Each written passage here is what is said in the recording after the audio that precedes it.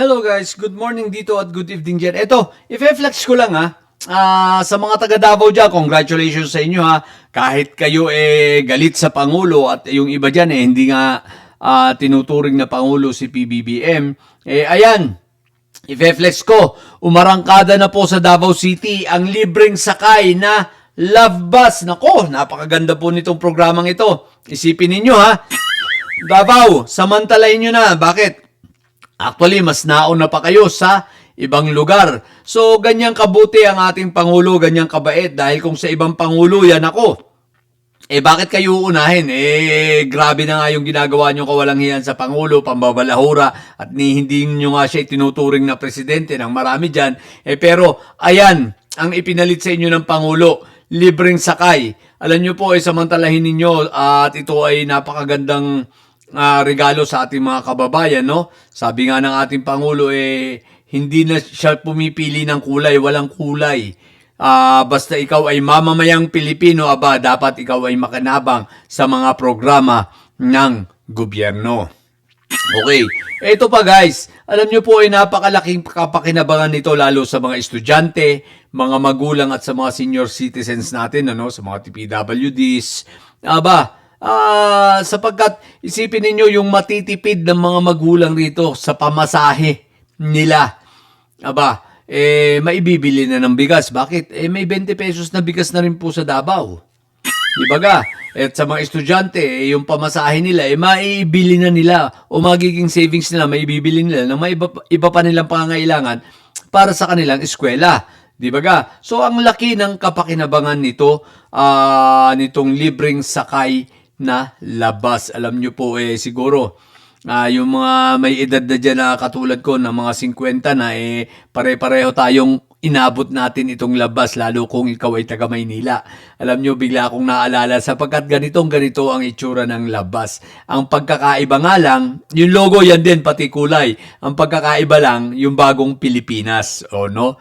Pero naalala ko noon kasi pag ako ay pupunta sa Ali Mall, sa Cubao, from UN Avenue kasi ako nakatira Diyan ako sumasakay. So, sasakay ako hanggang Baclaran, tapos baba ako ng EDSA, sakay ako ng EDSA, papunta ng Ali Mall. Pero ang kagandahan, alam nyo po kung bakit ako malakas ang loob maglakwatsa ng mga panahong yon. Kasi, libre ang pamasahe ng estudyante sa labas, kung natatandaan pa ninyo. So, kahit ikaw ay hindi estudyante, basta mukha ka lang estudyante, libreng sakay ka. Wala kang babayaran sa labas kahit magpaikot-ikot ka pa. Tsaka, hindi ka nasisingilin ng konduktor, automatic na yan. Pagkakita sa'yo, pasasakayin ka lang. So, ang ganda. So, ngayon, bigla ko lang naaalala, no? Parang nagre-reminisce pa na, wow, ang ganda ng labas. Pati kulay. Actually, may double decker pa yan. Hopefully, sana magkaroon din ng double decker, ano? Yeah. So, ito po ay napakagandang programa ng Pangulo tulad ng sinasabi ko wala po kulay rito. So, sa inyo po mga taga Davao, congratulations, meron na kayong labas. So, pakinabangan yung mabuti. At sabi ko nga, yung matitipid ninyo, pwede nang pambili ng bigas sapagkat may 20 pesos na bigas na rin po sa Davao City. Okay, so yun lang po. Kaya kudos sa ating Pangulo. Kudos kay sa dalawang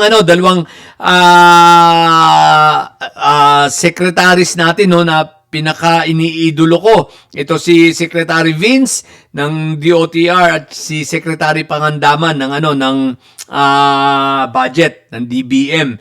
Talagang yan dalawang yan napakasipag at napakagagaling. So, tsaka nga pala kay press officer. Press officer Castro, attorney Castro. So, salamat sa inyo. Kudos sa inyong tatlo. Ang gagaling ninyo. At kudos sa ating Pangulo. Okay? So, yun po. Sa mga didilis dyan ayan na. Ang libreng sakay. Pero hindi sinasabi ng Pangulo na ano pangalan rito? Na yung galit ninyo, wag ninyong alisin. Kung galit talaga kayo sa kanya, bahala kayo sa buhay ninyo. Basta ang importante, makapaglingkod sa inyo ang Pangulo at sakyanan ninyo. Kaya lang pakiusap ko sa mga didilis baka naman pwedeng wag nyong lalagyan ng vandalism yung mga upuan. Tsaka baka pakiusap namin wag nyo rin namang sisirain o baka naman gayat-gayatin ninyo ng cutter o kutsilyo para sabihin nyo, ay ang pangit naman ng labas para sirain lang ang Pangulo. Ay ang pangit naman, bakit ganito, sira-sira, yung pala sinadya nyo. Alam nyo po kayo rin naman ang makikinabang dyan. No, hindi naman kami dahil bihira po sa mostly ng mga loyalista naman pag hindi may sasakyan maayos naman ang pag-iisip. Sa harapin natin ang katotohanan sa mga didilis talaga wala sa ayos ang pag-iisip ninyo. So, kaya ako'y nakikiusap sa inyo, huwag ninyong babuyin yung labas dahil kayo rin naman ang makikinabang niyan. Okay? So, yun lang po.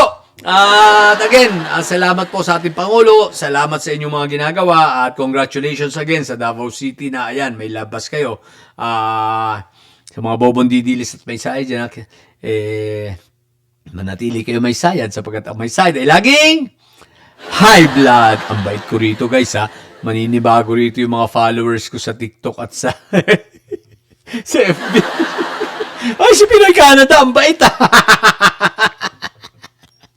Bait-baitan lang po tayo kasi bago pa tayo rito sa YouTube. Baka maban tayo rito kagaya sa TikTok, di ba?